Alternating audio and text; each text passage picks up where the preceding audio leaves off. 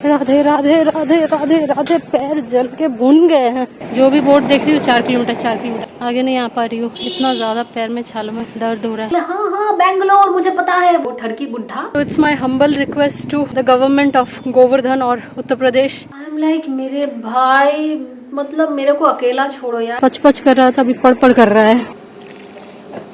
लड़कियों को ना, औरतों को पता चल जाता है कि किसका टोन कैसा है। बेटा ये तो बस ट्रेलर है, पिक्चर अभी बाकी है मेरी बहन।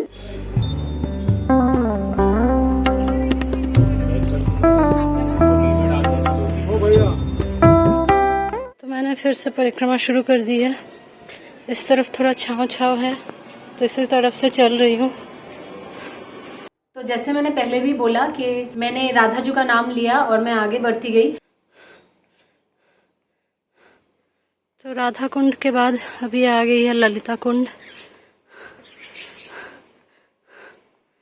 बहुत सुंदर है।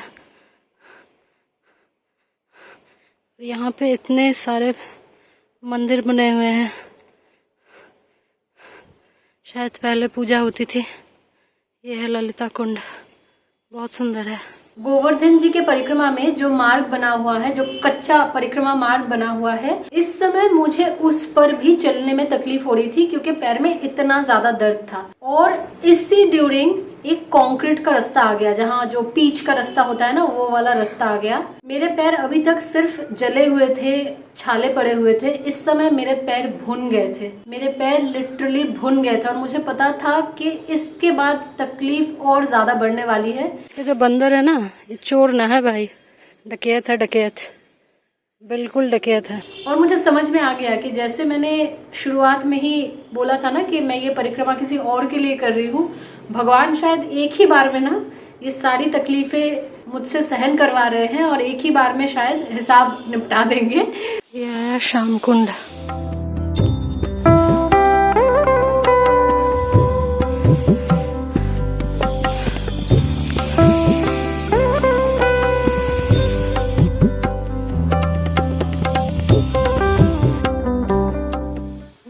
देखो मेरे श्याम जी।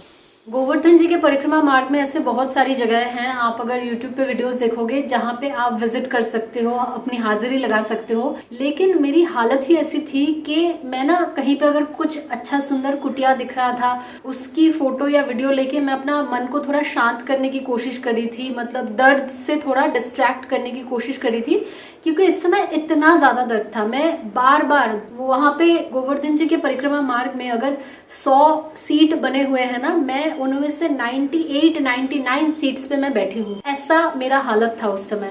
मिट्टी वाली कच्ची सड़क, राम राधे राधे राधे राधे राधे। पैर जल के भुन गए हैं, जले नहीं है, भुन गए हैं। मेरे चलने की स्पीड इतनी कम है पैर में छाले पड़ जाने की वजह से कि तब से वो जो बोर्ड होता है ना, जिसमें दिखाता है कि परिक्रमा कितने किलोमीटर है, उसमें से 4 किलोमीटर ही दिखा रहे हैं। तब से जो भी बोर्ड देख रही हूँ 4 किलोमीटर, मतलब इतना सा भी आगे नहीं आ पा रही हूँ। इतना ज़्यादा पैर में छालों में दर्द हो रहा है। सिर्फ और सिर्फ पैर काटता है ना, उनको मैं बताना चाहूँगी कि जस्ट बिकॉज ऑफ दिस पेड़ या वृक्ष, जो भी बोले, उसकी वजह से इधर इतनी ज़्यादा ठंडक है। राहियों को इतनी ज़्यादा ठंडक मिलती है ना बीच बीच में। ये एक केला बैग में पड़ा था, ये पिचक जाएगा, तो उसके लिए अभी मैं इसको खा लूँगी।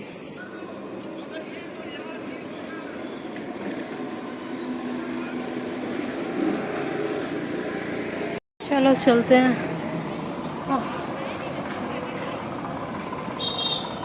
और अब शुरू होती है ठाकुर जी की लीला और मेरे साथ छल।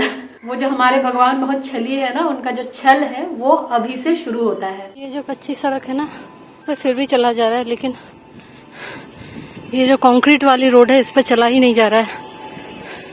लेकिन बीच बीच में बहुत जगह ये कंक्रीट वाली रोड ही है, ये कच्ची सड़क नहीं है।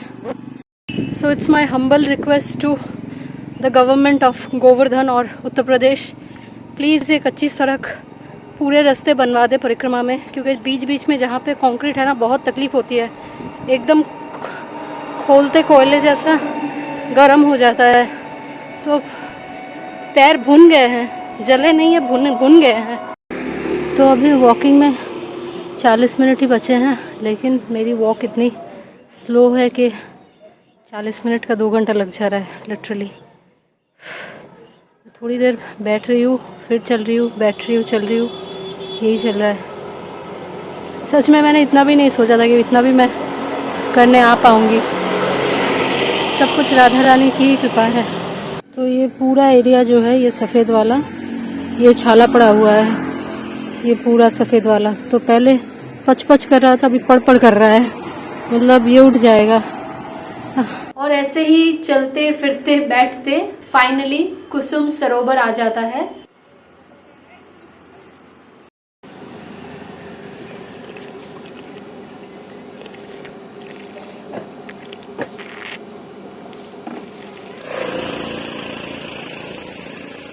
धूप इतनी है कि मेरी अंदर जाने की हालत नहीं है, और कोई अंदर है भी नहीं। मुझे अभी टाइमिंग तो एग्जैक्टली याद नहीं है, लेकिन उस समय कुसुम सरोवर बंद था। तो वहाँ पास में ही एक जगह थी जहाँ पे आप बैठ के रेस्ट कर सकते हो। तो कुसुम सरोवर के ही एक जो गार्ड अंकल होते हैं ना, वो वहाँ पे साइड पे ही बैठे थे। तो वो मुझे पूछ रहे थे कि बेटा आप थक गई हो क्या, आपको पानी चाहिए? तो मैंने बोला नहीं अंकल, पानी नहीं चाहिए, पानी मेरे पास है। और फिर से वही ब्रजवासियों के सवाल कि आप अकेली आई हो, अकेली परिक्रमा कर रही हो, कहाँ से आई हो? तो मैंने उनके सवालों के जवाब दिए और मैं वहाँ बैठी रही। इस बीच मैं आपको एक बात बता दूं, सुबह से जो मैं परिक्रमा कर रही हूँ, ये किस टाइम पे हुआ था मुझे याद भी नहीं, लेकिन यहाँ पे मैं वो बताना चाह रही हूँ इस वजह से क्योंकि अभी उस पार्ट का कंटिन्यूएशन होने वाला है। तो परिक्रमा के किसी एक समय ये घटना हुई थी कि जब मैं चल रही हूँ, पीछे से एक बुढ़ा सा आदमी जो परिक्रमा कर रहा था, उसने मुझे ऐसे पूछा कि आप कहाँ से आ रही हो। वो बुढ़ा आदमी भी परिक्रमा ही कर रहा था। तो ऐसे होता है ना कि साथ साथ चल रहे, थोड़ा आगे पीछे ऐसे करके। तो उसने मुझे पूछा आप परिक्रमा करने अकेली आई हो? तो मैंने बोला हाँ। अच्छा, साथ में कोई नहीं है? नहीं अंकल, कोई नहीं है। मैं नॉर्मली आंसर कर रही थी ना कि नहीं कोई नहीं है। मुझे एक्चुअली ये बोलना चाहिए था कि राधा जो हम सबके साथ है, यहाँ पे कोई अकेला नहीं है, लेकिन मैंने सीधा साधा आंसर दिया। फिर उन्होंने पूछा कि आप कहाँ से आई हो। अभी ना मेरा मतलब थोड़ा मूड बिगड़ चुका था क्योंकि एक तो पैर में तकलीफ, ऊपर से मैं माला करते हुए परिक्रमा करने की कोशिश करती हूँ या फिर नाम जाप करते हुए मानसिक। तो जैसे ही उन्होंने ये पूछा ना कि कहाँ से आए हो, मुझे लगा कि बस उनको आंसर बोल के मैं स्पीड बढ़ा लेती हूँ। मैंने बोला बंगाल। मैंने कोलकाता भी नहीं बोला, मैंने बोला बंगाल। तो उन्होंने बोला हाँ बैंगलोर, बैंगलोर हाँ बहुत अच्छा शहर है, मैं गया हूँ। मैंने बोला अंकल बैंगलोर नहीं बंगाल। इतने में मैं स्पीड बढ़ा चुकी थी। अंकल बोले हाँ हाँ बैंगलोर मुझे पता है। वो दूर से बोले ही जा रहे, वो ठरकी बुढ़ा वो ऐसे बोले ही जा रहा है। तो मैंने स्पीड बढ़ा लिया। उसी समय जब हम दोनों की ये बातचीत हो रही थी, एक और लड़का लेदर जैकेट पहने हुए, लड़का भी नहीं बोलना चाहिए, ही वाज आदमी सो कॉल्ड, उसने ऐसे ना ऐसे जैसे होता है ना टॉन्ट मारते हैं, उसने ऐसे बोला ऐसे बहुत मिलेंगे परिक्रमा मार्ग में। तो मैंने उसकी तरफ देखा कि भाई ठीक है कोई बात नहीं, मतलब मुझे पता है, मैं सोलो ट्रैवलर, मुझे पता है क्या क्या चीज़ें होती है नहीं होती है। तो मैंने उसकी तरफ ऐसे देखा और मुझे वो भी कुछ ठीक नहीं लगा, तो मैंने स्पीड बढ़ा ली। अब जैसे मैंने पहले ही बोला है कि मैं बहुत बार रुकते चलते बैठते परिक्रमा कंप्लीट किया है, तो उसकी वजह से जब थोड़ी देर बाद मैं बैठी हूँ तो वो आदमी तो पीछे रह गया था। मतलब वो बुढ़ा नहीं, जो वो लेदर जैकेट पहने था, जिसने वो टॉन्ट मार के बोला ना कि ऐसे बहुत मिलेंगे परिक्रमा मार्ग में, वो अभी थोड़ा सा आ गया था जहाँ पे मैं बैठी थी। तो अब वो मुझसे पूछ रहा है कि आप कहाँ से आए हो। आई एम लाइक मेरे भाई, मतलब मेरे को अकेला छोड़ो यार। एक तो मेरे पैरों की हालत ये, ऊपर से मुझे कुछ समझ नहीं आ रहा है। मैं फर्स्ट टाइम गोवर्धन जी की परिक्रमा कर रही हूँ। ऊपर से ऐसा पहली बार हुआ कि मैं मैप ऑन कर रही हूँ, क्योंकि मैं मैप ऑन नहीं करती ट्रैवलिंग के दौरान, क्योंकि मुझे पसंद नहीं है। मैं जिस तरह से अपनी प्लानिंग रखती हूँ कि मुझे मैप्स की ज़रूरत ही ना पड़े, क्योंकि इंटरनेट का इशू कहाँ पे हो जाएगा और सिर्फ मैप ना खुलने की वजह से आप कहाँ पे स्टक हो जाओगे, ये मुझे पसंद नहीं। तो इसकी वजह से मैं कोशिश करती हूँ मैप ऑन ना करने की। तो मुझे इतना इरिटेटिंग लग रहा था ना कि एक तो पहले वो पागल बुढ़ा, ऊपर से अभी ये आदमी, ये सारे मतलब ऐसे क्वेश्चंस कर रहे हैं। और लड़कियों को ना, औरतों को पता चल जाता है कि किसका टोन कैसा है। आई नो ये सारी लड़कियां समझ जाएंगी। हमें अगर कोई प्यार से पूछे कि कैसी हो और गलत टोन में पूछे कि कैसी हो, ये दोनों हम बहुत अच्छी तरह समझ जाते हैं। लड़कियों का ये इंट्यूशन बोलो, सिक्स्थ सेंस बोलो, कुछ भी बोलो, ये बहुत अच्छे तरीके से काम करता है। ये तो उनको समझ में आ जाता है कि कौन किस टोन में बोल रहा है या पूछ रहा है। तो ये घटना एग्जैक्टली किस समय हुई थी मुझे याद तो नहीं, लेकिन